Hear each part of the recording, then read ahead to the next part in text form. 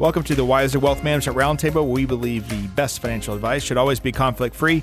I'm your host, Casey Smith. Guiding you to financial freedom are my co-hosts, Brad Lyons and Matthews Barnett. Hey, guys. Hey, Casey. How are you? How's it going? Doing good. Today's podcast, it's officially October, so we get to do our quarterly market update.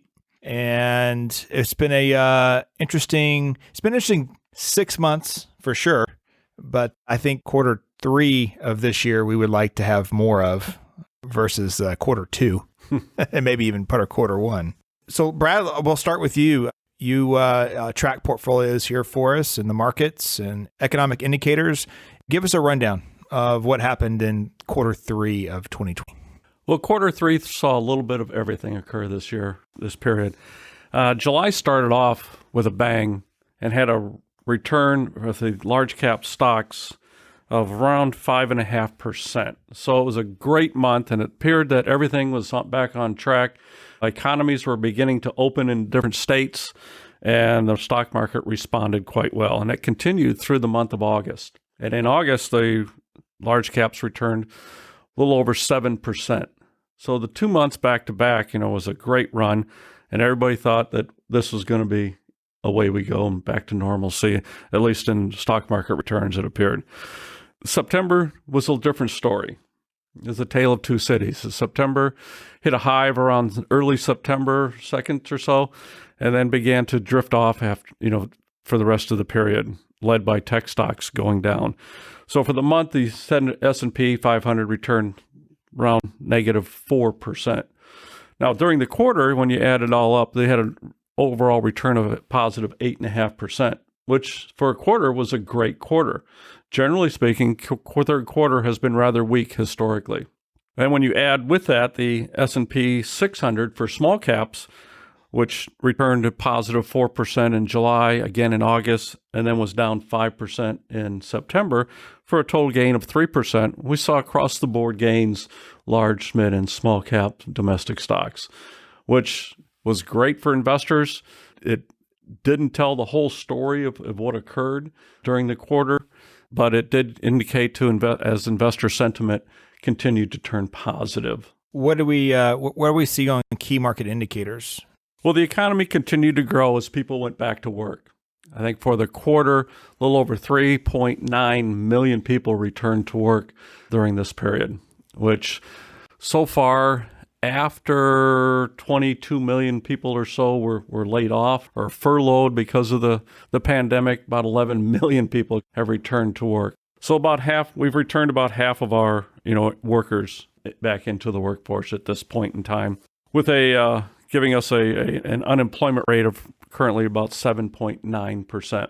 And it's expected to take a while for us to get back to pre-COVID levels. Some indicators are showing that it may be as long as through the end of next year, 2021, and some have indicated even longer than that before we get down to below 4%, And unemployment is an important indicator because the more people that are employed, the more people get a paycheck, the more people will spend money. What I find interesting is I drive around town and I see help wanted signs everywhere. So I think there's a whole different dynamic happening right now with unemployment, but probably will ride itself out as stimulus is withdrawn from the system and people actually need those jobs again. Yeah, and it looked a little bit in September that early on we were going to get some additional stimulus out of Congress. As the month went on, those hopes faded, and the market faded with it. It should be interesting to see how the economy responds to either getting some stimulus or not getting some stimulus going forward. You did mention that you've seen a lot of help wanted signs. That's anecdotal evidence that there's a lot of jobs out there at this point in time for people to take. And it may be that some people are just going to be taking jobs that they weren't previously in prior to COVID. There could be quite a bit of displacement in this economy, but jobs are jobs at this point. Consumer confidence, however, has shown an increase month over month from July, August, and September. And September, it hit a little over 80. Yes, that's higher than it was at the end of June, but it's lower than it was in February. It does show that consumers are getting more and more positive about the economy, and as more and more people do go back to work. Inflation is another indicator that we track. Looks like, according to your notes, inflation is very modest right now. It is coming in at somewhere around 1.3% right now. The Federal Reserve Open Committee has made a very distinct change in their strategy, whereas it was to maintain inflation at 2%. Right now, they're saying that they want it to rise above 2% in order to have an average of 2% over a longer period of time. We haven't seen 2% inflation in probably over a decade at this point in time. That has some people concerned, but we'll see how that turns out. Right now, the people that are paying for it are savers. We have a low inflation rate, which is good, but changing the topic a little bit, we're talking about interest rates, so the Fed can control inflation by its interest rate policy, right? That's one of their tools, yeah. And we have basically 0 to 0.25% federal funds rate, which is why probably the most common phone call we get now is, what do I do with my savings? I'm getting 0.2 or 0.1 or almost 0, and it's tough. It's very tough. It's very difficult for savers right now. For emergency savings, you just get that rate because that's what it's there for. It's for emergencies. It's for emergencies. It's for safety. But don't expect right now to earn much off that if you're planning on using any of that income for living expenses. And it's showing up into the fixed income markets as well. As those interest rates have come down, we know that as the inverse relationship with bonds does occur, and the value of the bonds goes up, which pushes yields on those bonds down even further. Right now, we're not expecting to get much yield off of our fixed income investments in our portfolio accounts. We're looking for the fixed income now to play a role of a stability in the portfolio and to mitigate any risk on the equity side of the portfolio. And that's a great transition. What happened in our models over the last quarter? What actions did we take? We took a couple actions that I think are significant to help our investors. I'll continue with fixed income. We completely overhauled our fixed income portfolio and invested solely in investment grade and treasury issued securities, the highest quality possible. We also changed the investment mix and so that we could control the duration of the portfolio to adjust to changing interest rates from time to time. So we took the Bloomberg Barclays aggregate and broke it down into short-term, medium-term, and long-term investments, and then added a component for international to hedge against the U.S. dollar. By utilizing that, we could now control our response to changing interest rates going forward. So if we think that interest rates are going to go up, we can change the mix within that portfolio without having to go outside it to control how the portfolio responds to change in interest rates. And this could last, for several years in this configuration. So again, with the theme too of safety, we'll let stock do what stock does, but we need to have something in the portfolio to draw in the volatility. And we all know that as high priced as treasuries are right now, it's what everybody wants in times of uncertainty around the world. It's a flight to safety. And we see that, happen time and time again. Whenever there is uncertainty, as you spoke of, people tend to want safety. And we've provided that in these portfolios. So great job there. On the equity side, we changed it a little bit from increasing our allocation towards the small caps. Small caps have trailed large caps for some time now. They're undervalued. As a professional investment manager, our job is to look for undervalued asset classes and undervalued securities and begin to build positions in those securities. So as they come to full valuation, our portfolios for our customers take full advantage of that. And we've done that now in the small cap arena. And also, too, we had a rebalance during the quarter as well, which is capturing the gains from our rebalance during the COVID drop. The thing about rebalancing is it puts into a disciplined approach of buying low and selling high. So in a rebalance, what you're essentially doing is you're selling those asset classes and those securities that have risen in value, trimming those off a bit and putting them back to their target amount in the portfolio, and using those proceeds to buy securities that have lowered in value taking advantage of lower prices. We've talked about that in the past, how behavioral finance is kind of the opposite of what your emotions tell you to do, but just fundamental investing is the best practice. So add some value to your portfolio. Absolutely. You make it almost rules-based, at least we do. If something, deviates by a certain percentage, then we're going to go ahead and take those gains and put them back into another asset class that maybe isn't performing as well, but the whole idea is that all of our asset classes perform well over time. That's right. They've all shown that over 10 plus year period that they've all made money. And therefore you're just buying something that's cheaper. And that's hard for people to do because people look at the rate of returns, all they look at, and they go, well, that one hasn't done as well. I'm going to put more money in the one that's doing well. And that only works for a few quarters. And then it kind of falls off. We rebalanced in March as well, just to review, on March the 20th. Taking advantage of lower prices that had occurred. On March 23rd, we saw the low in the market relative to the pandemic and crisis that occurred. And so we took advantage of low prices then. Well, that's why we had to rebalance this quarter. That's right. Because and of all we the took gains. advantage of rising prices in that case. Right. Absolutely. Yeah. People, especially do-it-yourselfers, they really miss that aspect of investing. The more like programmed reinvesting, not just of the dividends, but reinvesting of the gains, taking those gains and moving them off and putting them back to work in another place that will have gains also in the future. Well, we kind of got into it already, but let's talk about styles of investing. So one of the debates that you see now is growth versus value. A growth stock is a company that is growing in sales, growing in market share, right? A value stock is a company that probably isn't really necessarily growing its product, its footprint, but it's undervalued for some reason. Maybe poor management for a long time period, new management comes in, thinks they can turn the ship around. I always use an example of Coke and Pepsi. Everywhere I go in the world, I see the opportunity to buy Coke.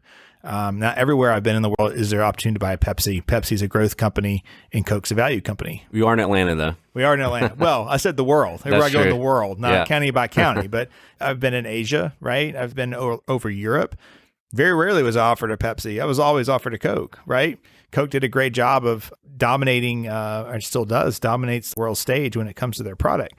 So again, we look at growth. Matthews, you have a report from Vanguard on growth stocks versus value stocks. It used to be that growth and value were performing about the same over a 10-year period. Some growth stocks are better, and other times value stocks are better. But we've had a huge shift in that space. Why don't you kind of talk about that? Yeah, so value stocks are actually dominant after the dot-com boom in the 2000s and actually leading up to financial crisis, 2007 to 2009. But since then have lagged, and a lot of analysts said that the next downturn, there might actually be a reversal finally, and that growth would finally lag behind value. But kind of with the pandemic here, it's kind of thrown gasoline on the fire and actually increased the growth stocks.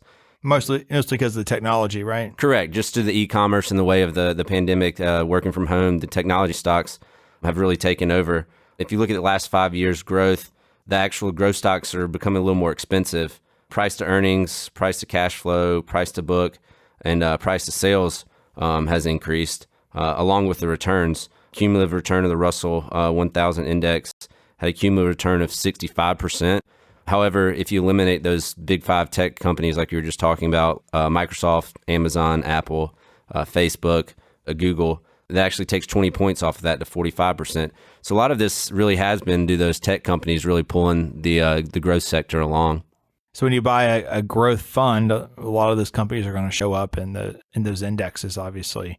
I think it's important for listeners to know that you still want to own both. You don't want to get rid of all your value stocks and only have growth stocks, especially if you have a long-term focus on investing.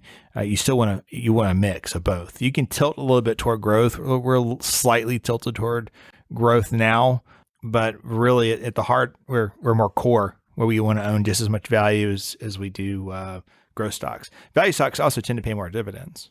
Right. And at some point, it is secular. It'll probably change again. So we're not trying to chase those trends, really. We're just trying to stay invested for the long term. Right. Well, what happens in an index relative to growth and value, as growth over the years has outperformed value, it has taken a larger portion within the index. So by owning the index, you automatically get that weighting in your portfolio. So you talked about tilting, that happens automatically within the index product itself.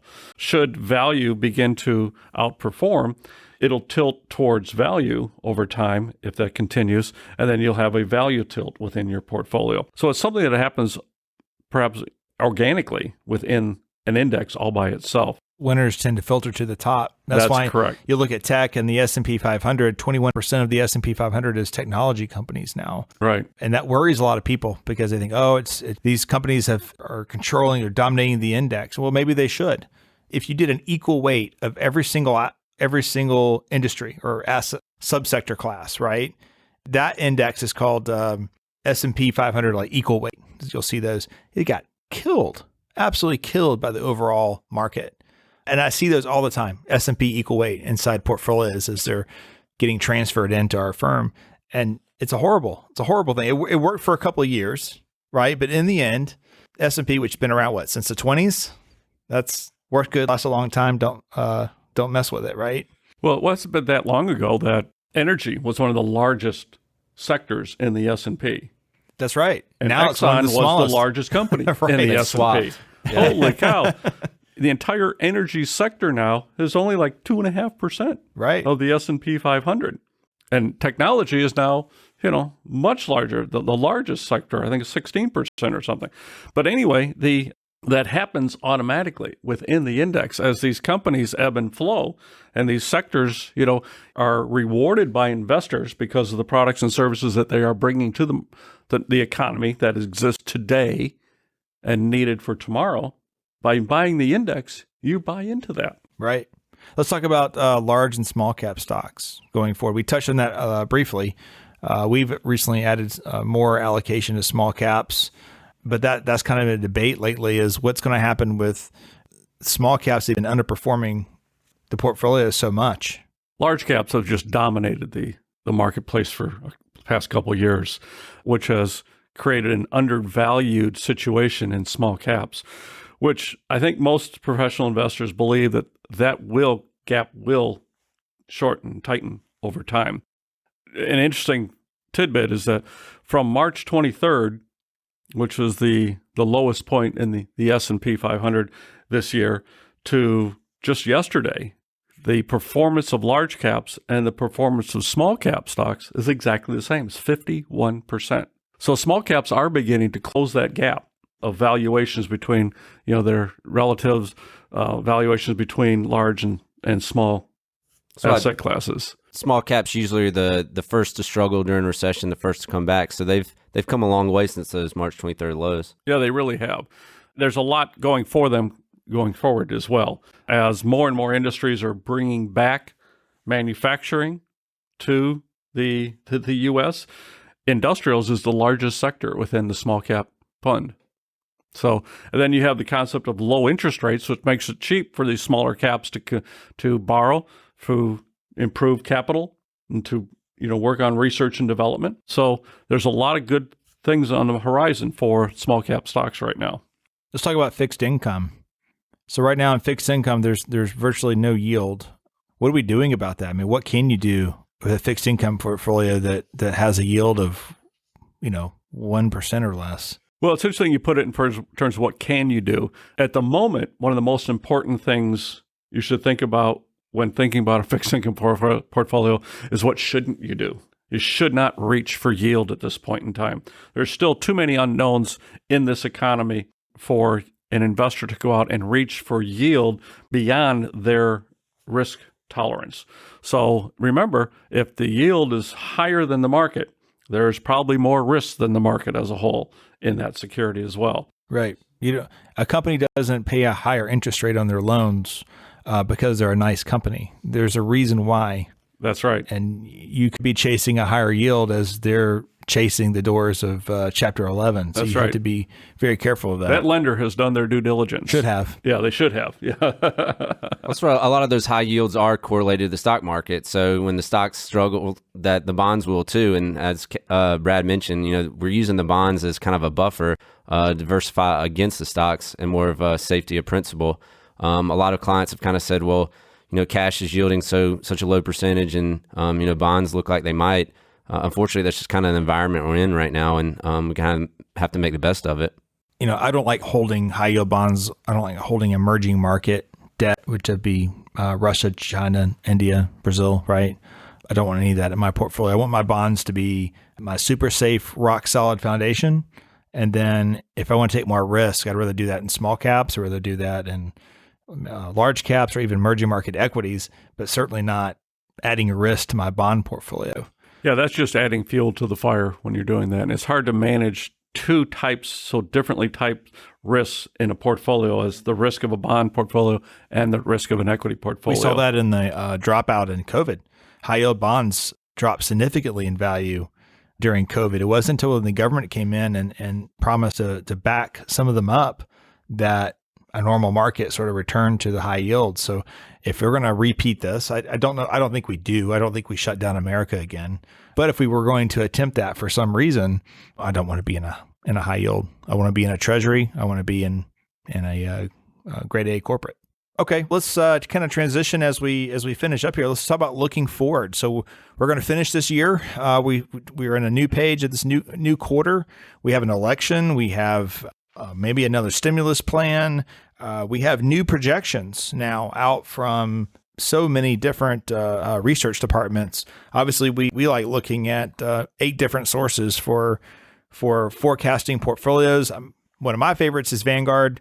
Looking forward now, inflation over the next 10 years, they see somewhere between 0.5% to 1.5% inflation. So we're expecting low inflation rates going forward. U.S. stocks, they're showing basically a 4 to 6% rate of return annualized over the next 10 years. Ironically, the value stocks over the next 10 years, 5 to 7% versus growth at 1.6 to 3.5%.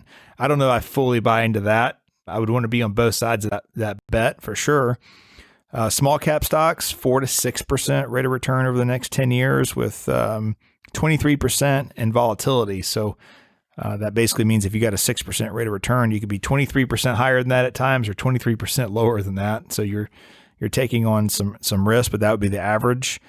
Interesting. I think a lot of people are probably betting against the U.S. dollar. I keep seeing this as a regular theme, that foreign investments will outperform U.S. investments, not because the economies are better, not because there's necessarily better companies, better earnings, but just simply because our dollar would have to fall. And I think they see all the stimulus that we've put into the economy saying, okay, we're probably going to have a weaker dollar. Question is, does it actually get weaker?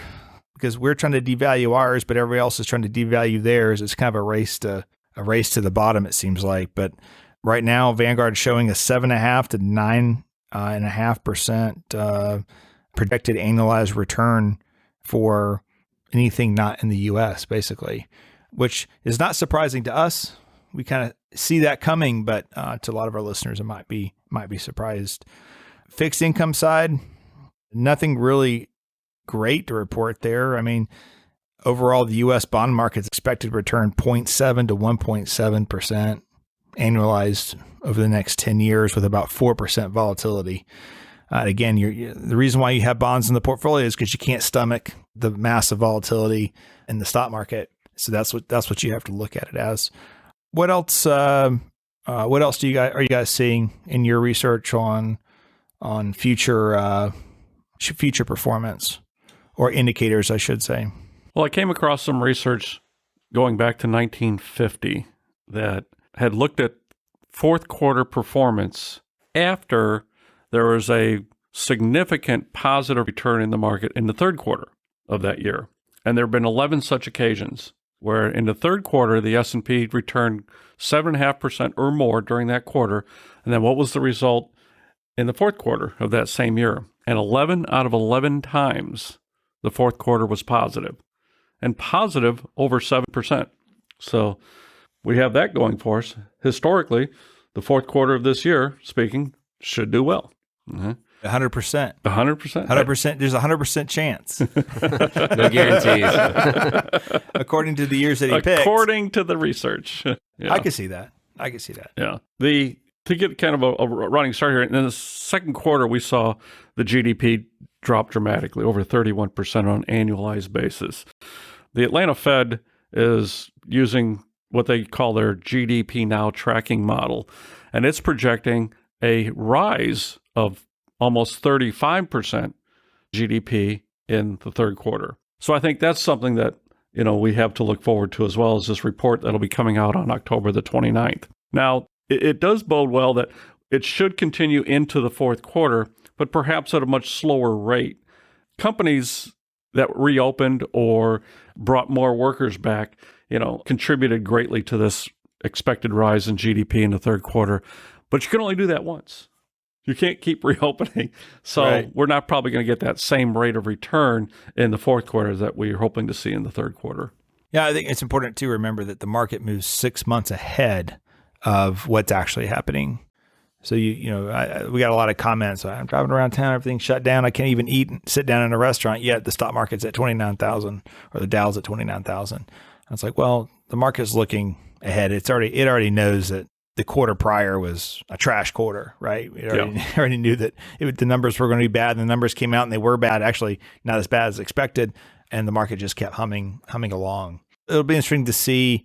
As far as election goes, we try to avoid those conversations because that's such an emotional conversation on left versus right. But the data shows that it doesn't really matter. No, actually, since 1933, there have been 42 years where one party controlled the White House and both chambers of Congress.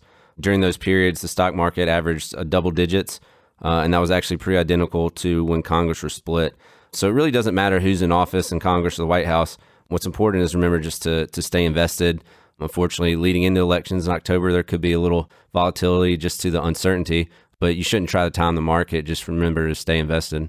And that's because we're a free market enterprise, right? System. We're built to run freely. If you want to go start a business tomorrow, you can get up, go and get your business license in a matter of minutes and hang your shingle out, and you can go and sell your wares or perform your service, right? Right. There's no better place in the world to start a business than right here. Other countries makes a big difference on who is elected because it's who you paid favors into and who you slip the $100 bill to. In America, we don't have to worry about that. Now, maybe on some levels, maybe if you're government contracting and you're getting all your bids from the government and all of a sudden your people aren't there anymore, it probably has some effect. If you're in clean energy, probably depends on who wins, who loses the election. But whether we have someone in the office who tweets all the time and annoys the heck out of people from those tweets, or we have a person who doesn't tweet, it doesn't really affect how you run your company, right? You're still going to go down the street and buy a Coke. You're still going down the street and dine out, Right. As soon as the managers learn what the new rules are, that each administration... They pivot. They pivot. That's we are the best business managers in the world and the best business environment in the world. They just need to know what the rules are. Once the rules are known, they make adjustments and move forward. Now, it doesn't mean that you shouldn't be passionate about voting for a person that has your value system, that has the tax code that maybe favors your lifestyle the best. It doesn't mean that you can't be passionate about that. We're just saying as portfolio managers and as indexers, we own 6,700 companies. We own 12,000 bonds through 14 to 18 funds. That part doesn't matter because we're not building portfolios hoping that a Trump or a Biden win would give us that extra rate of return. There's people who do play that. Most of it, I call it entertainment. It's no different than going down to Vegas and rolling the dice on certain sectors, and you're trying to outperform the market. Statistically, you're not going to win that way. You're going to have a few great quarters, but over a 20-year time period, the stats are clear that you have a 99% chance of failing if you invest that way. And there are a few people who are these percenters. Use that term in a different way, but there's a few 1%ers that do well and they beat the market, and that's great for them. But statistically, you're going to lose. It's just taking a long-term approach. Slow and steady wins the race. There's no get rich overnight plan in the stock market, or unless you're on the other side of it. You created the first electric car. You do whatever. Yeah, those guys make a lot of money through the free market system too. But just remember that they sell fear. Media sells fear. And so you have to just kind of turn the TV off and amongst all this and do the right thing. Maybe the best advice of the day. Maybe. Brad, thank you for your insight today. Clearly, you have earned the title of investment manager here at Wiser Wealth Management. Matthews, thank you for your input, and we'll see you guys next time. Thank you. Thank you.